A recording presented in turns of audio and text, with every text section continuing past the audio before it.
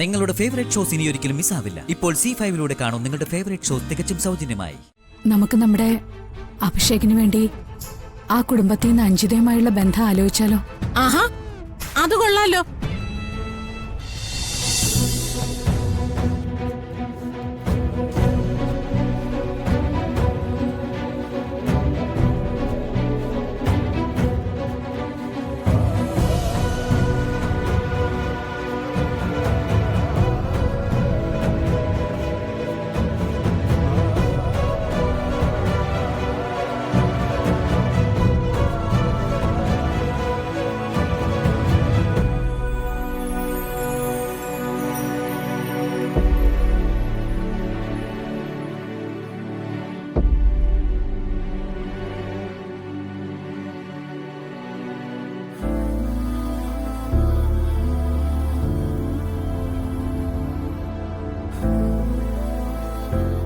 അയ്യോ മുത്തശ്ശി, ഇവനിത് ഇവിടെ വന്ന് നിൽക്കുവാണോ?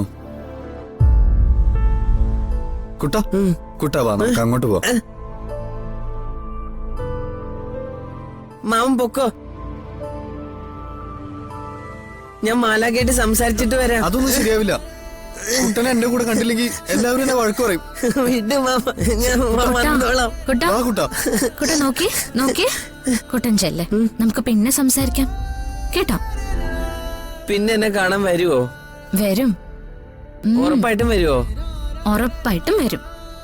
എന്നാ ശരി, ഞാൻ പോട്ടെ. വാ നമുക്ക് അങ്ങോട്ട് പോവാം. പോയിട്ടാ.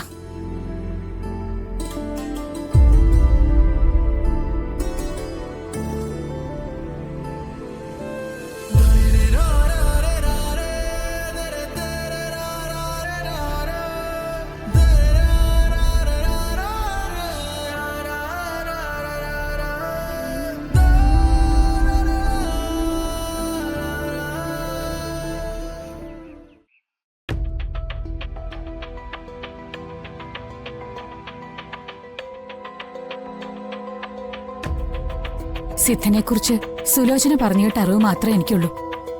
അത് വെച്ച് നിങ്ങളെ എല്ലാവരെയും കൂട്ടിക്കൊണ്ടു പോകുന്നതിനേക്കാൾ നല്ലത് ആദ്യം ഞാനിന്ന് പോയി കണ്ടിട്ട് വരുന്നതാണെന്ന് എനിക്ക് തോന്നി. അതുകൊണ്ടാ ആരോടും ഒന്നും പറയാതെ നേരിട്ട് ഇന്ന് സിദ്ധനെ കണ്ടത്. നിനക്ക് എന്നോടെങ്കിലും ഒരു വാക്ക് പറയായിരുന്നു. ഞാൻ പറഞ്ഞില്ലേ, അന്നേരം എനിക്കത് തോന്നിയില്ല. അമ്മ എന്നോട് ക്ഷമിക്ക്. അല്ല, ഈ ആളെ കണ്ടിട്ട് ചേച്ചിക്കും തോന്നി? എനിക്ക് വിശ്വാസമായി. 1 രൂപ തൊട്ടുപോലും അദ്ദേഹം എന്നോട് ചോദിച്ചു വാങ്ങിയില്ല. മാത്രല്ല, നമ്മുടെ കുടുംബകാര്യങ്ങൾ പലതും ഞാൻ പറയാതെ തന്നെ അദ്ദേഹം ഇങ്ങോട്ട് പറയായിരുന്നു. അതെല്ലാം വളരെ കൃത്യമായിരുന്നു. അങ്ങനെ ഒരാൾ പറയണമെങ്കിൽ ആള് നിസ്സാരക്കാരനായിരിക്കില്ലല്ലോ. അതുകൊണ്ട് സംശയിക്കാനൊന്നുമില്ല. അദ്ദേഹത്തിന് ശരിക്കും സിദ്ധിയുണ്ട്. ശരി, ആയിക്കോട്ടെ. പക്ഷെ സിദ്ധൻ പറഞ്ഞ പരിഹാരം എങ്ങനെ നടത്തുന്ന? നമ്മുടെ കുടുംബത്തിൽ നിന്നൊരാള് ഗോപികയുടെ കുടുംബത്തിൽ നിന്നൊരാളെ വിവാഹം കഴിക്കണ്ടേ? എന്നാലല്ലേ ഗോപികയുടെ ജാതകദോഷം മാറൂ. അതിനിപ്പോ ആരാരെ വിവാഹം കഴിക്കും?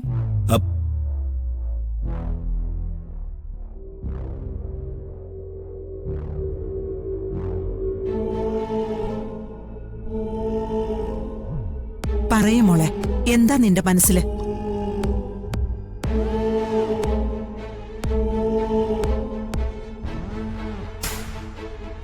നമുക്ക് നമ്മുടെ അഭിഷേകിന് വേണ്ടി ആ കുടുംബത്തിൽ നിന്ന് അഞ്ജിതയുമായുള്ള ബന്ധം ആലോചിച്ചാലോ? ആഹാ, അത് കൊള്ളാലോ. നല്ല ആലോചനയാണല്ലോ. ദാരിദ്ര്യം പിടിച്ച കുടുംബത്തിൽ നിന്ന് തന്നെ എന്റെ മോന് പെണ്ണാലോചിക്കണം അല്ലേ? അല്ലമായെ, ഞാൻ പറഞ്ഞു വന്നത്. ഹരിയേട്ട പറയുന്നത് കേട്ടില്ലേ? അഭിക്ക് വേണ്ടി അഞ്ജിതയെ ആലോചിക്കണമെന്ന്. ഈ ഏട്ടൻ എന്താ ഇതൊക്കെ കേട്ട് മിണ്ടാതിരിക്കുകയാണോ? എന്താ വാ തുറന്നൊന്നും പറയാത്തത്? ഞാൻ പറഞ്ഞു വരികയായിരുന്നു. എന്നോടല്ല, അതാ അങ്ങോട്ട് നോക്കി പറ. മായേ, അവരുടെ സാമ്പത്തിക സ്ഥിതിയൊക്കെ അവിടെ നിൽക്കട്ടെ. ഇത് നമ്മുടെ ഋഷിമോന്റെ ആയുസിന്റെ കാര്യമല്ലേ? അപ്പൊ ചേച്ചി പറഞ്ഞതുപോലെ അഭിഷേകിന് വേണ്ടി അഞ്ജിതയെ ആലോചിക്കണമെന്നാണ് അമ്മയും പറയുന്നത്.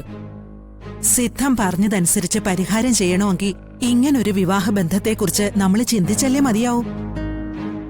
അതിപ്പോ അഭിഷേകിന്റെ വിവാഹം നടത്താൻ നമ്മൾ മാത്രം തീരുമാനിച്ചാ മതിയോ? അഞ്ജിതയെ വിവാഹം കഴിക്കാൻ അവന് കൂടി താല്പര്യമുണ്ടെന്ന് അറിയണ്ടേ? പിന്നെ അത് വേണം. തീർച്ചയായും അഭിഷേകിന്റെ താല്പര്യം അറിയണം. ഇല്ലെങ്കിലേ ചിലപ്പോ ഋഷിയുടെ വിവാഹത്തിന് സംഭവിച്ചതുപോലെ പലതും നമുക്ക് കാണേണ്ടി വരും. അവന്റെ താല്പര്യം നമുക്ക് ഇപ്പൊ തന്നെ ചോദിച്ചു മനസ്സിലാക്കാം.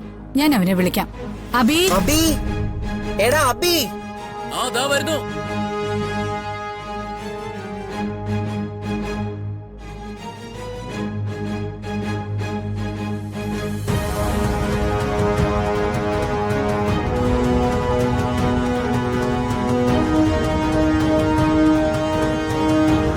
ഇവിടെ വന്നിരിക്കേ. എന്താ വല്യമ്മേ? ഇരിക്കെ. എന്താ വിളിച്ചേ? എടാ, ഇവിടെ ഞങ്ങളെല്ലാരും കൂടി നിനക്ക് വേണ്ടി ഒരു വിവാഹാലോചനയെ കുറിച്ച് സംസാരിക്കുകയായിരുന്നു. വിവാഹാലോചനയോ? എന്താടാ, വിവാഹത്തിന് നിനക്ക് പ്രായമായില്ലേ? ഏയ്, അതല്ല മോനെ, ഇപ്പൊ നിന്റെ വിവാഹം നടത്തേണ്ടത് ഈ കുടുംബത്തിനൊരു അത്യാവശ്യമായി മാറിയിരിക്കെ. മനസ്സിലായില്ല. മോനെ, ഗോപികയുടെ ജാതകദോഷം മാറ്റാനുള്ള പരിഹാരം എന്താണെന്ന് അറിയാൻ വേണ്ടി ഞാൻ ഇന്നൊരു സിദ്ധനെ പോയി കണ്ടിരുന്നു.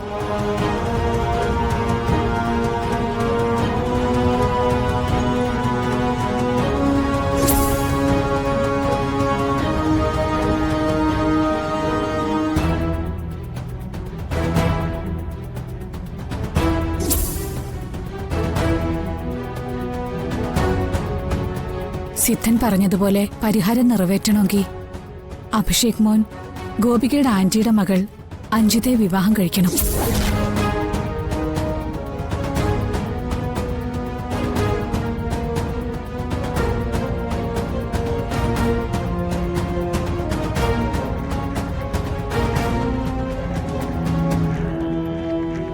അഞ്ജിതയെ മോനൊന്ന് അമ്പലത്തിൽ വെച്ച് കണ്ടിട്ടുള്ളതല്ലേ?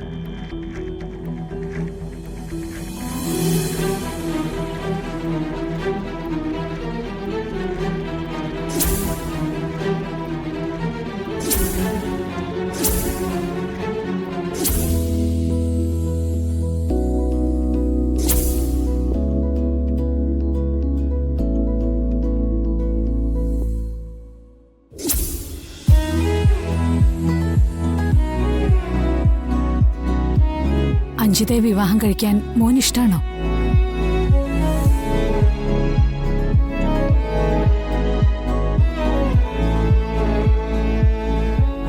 അത് ചോദിക്കാനാ വലിയമ്മ മോനെ വിളിച്ച്.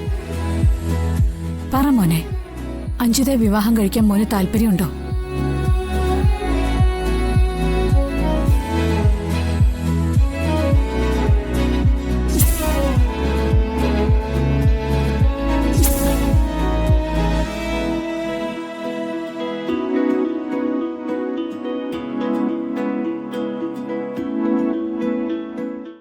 ഡൗൺലോഡ് ചെയ്യൂ C5 ആപ്പ്. കാണൂ എല്ലാ എപ്പിസോഡുകളും സൗജന്യമായി.